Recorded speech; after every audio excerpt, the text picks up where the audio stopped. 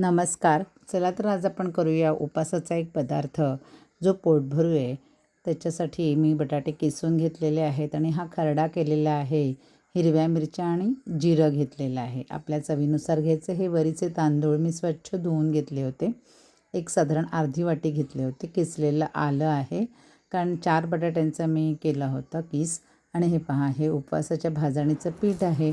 जेवढं मावेल तेवढं घ्यायचं आहे. आणि हा माझ्याकडे सुकलेला कढीपत्ता होता, त्यामुळे जरा चुरून मी तो त्याच्यामध्ये घातलेला आहे.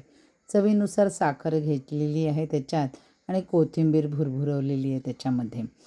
आणि आता हे मी कोकमाचं आगळ होतं ते घातले. आपल्याकडे चालत नसेल तर आपण दही घालू शकतात.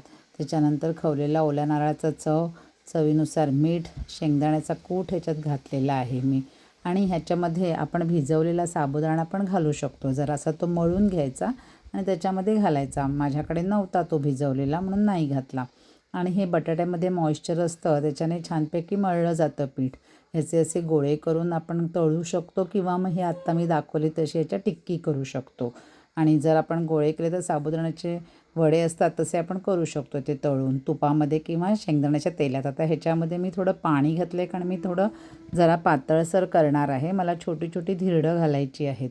माझ्याकडे हा 7 छोट्या खणांचा तवा आहे धिरड्यासाठी. चांगला आहे तो, एकदम एका साईजचे होतात. त्याला जरा तेलाचं ग्रीसिंग करून घेतलं.